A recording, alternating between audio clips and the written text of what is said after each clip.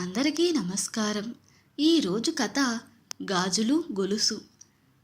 Rajarao office నుండి రాగానే లలిత ఒక్క గంతున వచ్చి కాళ్ళను చుట్టుకుంది. నాన్న, నేనొకటి అడుగుతా, చెప్పవు? అమ్మని అడిగితే కోపడుతుంది నాన్న అని ముద్దుగా అడిగింది. రాజారావు కోటు విప్పి వంకెకు తగిలిస్తూ లలితను దగ్గరకు తీసుకున్నాడు. అడుగు, ఏమిటో అది అన్నాడు రాజారావు. నేను పుస్తకంలో దొంగలను గురించి చదివాను నాన్న. వాళ్ళు ఏ జాతికి చెందిన వాళ్ళో చెప్పవు? ఇలాంటి ప్రశ్న వేస్తుందని రాజారావు అనుకోలేదు. లలిత 9 లేక 10 ఏళ్ల ప్రాయంది. తన వయసున్న మిగతా పిల్లల కంటే ఈమెలో ఓ ప్రత్యేకత ఉంది.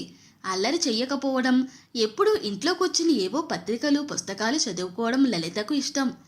ఇదే మనస్తత్వం, ఆడుకోవడానికైనా బయటకు వెళ్ళదు అని అనుకునేవాడు రాజారావు. దురదృష్టవశాత్తు తనేదో పత్రికాఫీసులో పనిచేయడం, ఆ కారణంగా తనకు వచ్చిన పత్రికలు పుస్తకాలు ఇంటికి తీసుకువస్తుండేవాడు రాజారావు. కొత్త విషయాలంటే లలితకెంతో సరదా. బొమ్మల పత్రికలంటే మరీ ఇష్టం. వీటన్నిటికంటే మరో ప్రత్యేకత ఏమిటంటే, తల్లి అంటే అమిత గౌరవం. తల్లి మీద ఈగవాలనివ్వదు. ఎప్పుడైనా ఆమె నిద్రపోతుంటే ఎవరైనా నిద్రాభంగం చేస్తారేమోనని కాపలా కాసేది లలిత. దాసీదాన్ని బిగ్గరగా మాట్లాడనిచ్చేది కాదు. నిద్రపోతుంటే మా అమ్మ చాలా అందంగా ఉంటుంది, సుఖంగా నిద్రపోతున్నది అని అనుకుంటూ ఆ పరిసరాలలో తాను కూడా ఉండడానికి ప్రయత్నించేది. నాన్న ఆఫీసుకు వెళ్ళిపోయి అమ్మ నిద్రపోతుంటే తను గదిలో కూర్చుని పుస్తకాలు తిరగేసేది. లలిత వేసిన ప్రశ్నకు ఏం జవాబు లేదు. రాజారావు చిట్టి తల్లికి ఎలా చెప్పాలో తెలియక, అలాంటి విషయాలు ఆలోచించి బుర్ర చెడగొట్టుకోకమ్మా అంటుండగానే రాజారావు భార్య ముసిముసి నవ్వులతో అస్తమానం వేధించుకు తింటుంది ఆ ప్రశ్నలతో. జవాబు చెప్తే గాని అన్నం తినదట అన్నది భర్త వైపు చూస్తూ. ఇద్దరూ సగౌరవంగా ఒకరి కళ్ళలోకి ఒకరు చూసుకున్నారు. వాళ్ళు మనలాగే మనుషులేనమ్మా అన్నాడు రాజారావు లలితను ముద్దాడుతూ. అయితే వాళ్ళకెవరూ దొంగతనం చేయకూడదని పాఠం చెప్పలేదా అంది రాజారావు వల్లో కూర్చుని. లలిత అడిగిన ఈ ప్రశ్నకు రాజారావు భార్య నవ్వుకున్నారు. లలిత కోపం వచ్చినట్లు మూతి బిగించింది. దొంగలను గురించి ఆలోచించకు, కలలు వస్తాయి, అది మర్చిపో, మరేదైనా చదువుకో అన్నాడు రాజారావు. వారి వీధిలో దొంగలు పడి 4,000 రూపాయల సొమ్ము ఎత్తుకుపోయారట. అదృష్టం, ఇంట్లో వాళ్ళ ప్రాణాలు దక్కినాయి అని అన్నది అంట్లు తోముతూ. గదిలో చదువుకుంటున్న లలిత ఈ మాటలు విని ఉలిక్కిపడి ఒక్క గంతు వేసింది అమ్మా అని. ఆ రాత్రంతా దొంగలను గురించి ఆలోచించింది లలిత. నిద్ర పట్టలేదు. గాఢ నిద్రపోతున్న తల్లి వైపు అప్పుడప్పుడు చూసి మళ్ళీ పడుకునేది. లలిత ఇంకా ఆ విషయమే ఆలోచిస్తున్నదని రాజారావు అనుకోలేదు. దాని విషయమై పట్టించుకోలేదు కూడా. దొంగ వస్తే అమ్మకు నిద్రాభంగం కలుగుతుందనే తప్ప మరో భయం లేదు లలితకు. ఏమాత్రం చప్పుడైనా చటుక్కున లేచి కూర్చుండేది, ఎంత నిద్రలో ఉన్నా. రాజారావు పని మీద 4 రోజులు ఊరు వెళ్ళాడు. లలిత మామూలుగానే పుస్తకాలు చదువుతూ కాలక్షేపం చేస్తున్నది. దొంగలను గురించి విన్నప్పుడు నుండి భయం వల్ల కాకపోయినా ఎందుచేతనో సరిగా నిద్రపోవడం లేదు. రాత్రి 2 గంటలు కావస్తుంది. నాన్న ఊళ్ళో లేడు. అమ్మ గదిలో నిద్రపోతున్నది. తాను పక్కనే పడుకుని ఉన్నది. అంతా నిశ్శబ్దంగా ఉంది. ఉన్నట్టుండి లలితకు మనిషి అలికిడి అయినట్లు వినిపించింది. క్రమంగా ధ్వని కూడా పెద్దది కావడం ప్రారంభించింది. అమ్మ వైపు చూసింది. అమ్మ సుఖంగా నిద్రపోతున్నది. దొంగ అయి ఉంటాడు, లేకపోతే ఇంత అర్ధరాత్రి ఎవరు వస్తారు అని అనుకుంది లలిత. మంచం మీద నుండి క్రిందికి దిగి నెమ్మదిగా అడుగు వేసుకుంటూ చప్పుడు కాకుండా ముందుకు వచ్చి నిలుచున్నది. క్రమంగా దొంగ తనను సమీపిస్తున్నాడు. దొంగని చూసింది లలిత. గబగబా ముందుకు వెళ్ళి అతని దగ్గరగా, ఏయ్ నిన్నే, చప్పుడు చేయబోకు, మా అమ్మ నిద్రపోతున్నది అని అన్నది. దొంగ లలితను చూశాడు. చప్పుడు చెయ్యనంటేనే లోపలికి వెళ్ళనిస్తాను, లేకపోతే తిరిగి వెళ్ళవలసిందే.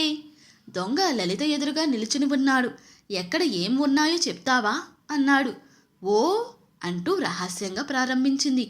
పడమటి గదిలో మా అమ్మ నిద్రపోతున్నది.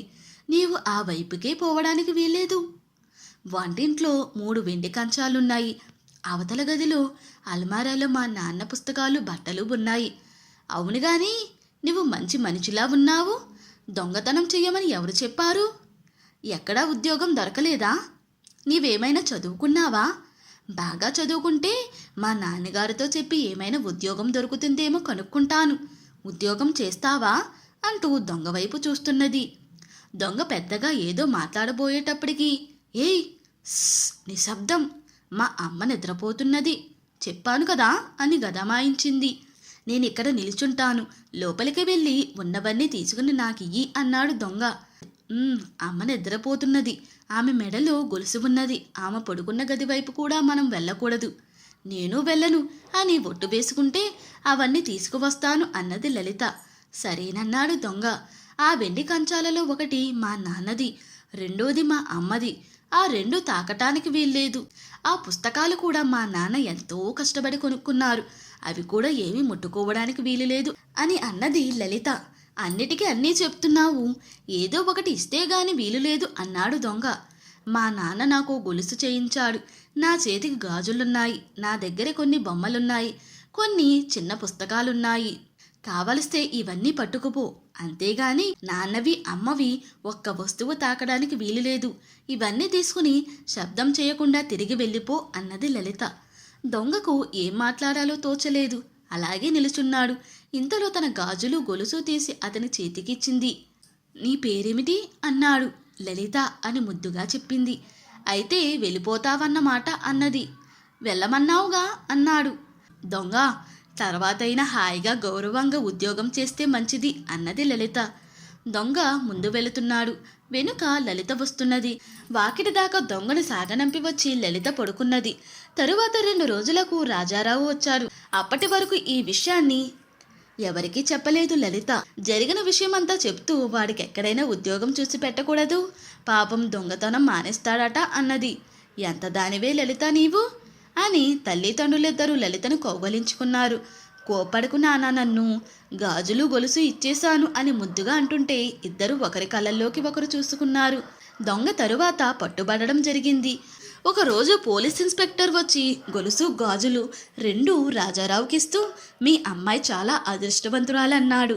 దొంగ లలితకివ్వమని ఒక ఉత్తరం కూడా పంపించాడు. నీ వస్తువులు 2 నీకు పంపిస్తూ ఉన్నాను. నాకు ఒకప్పుడు నీలాంటి పాప ఉండేది, భార్య పిల్లలు అంతా పోయి ఒక్కన్నే మిగిలినాను. ఏ కారణం వల్లనో దొంగతనం వృత్తిగా ఏర్పడ్డది నాకు. అది ఈ రోజుతో సరనుకుంటాను. భగవంతుడిలా నీవు నాకు దారి చూపించావు. ప్రస్తుతం జైల్లో ఉంటున్నాను.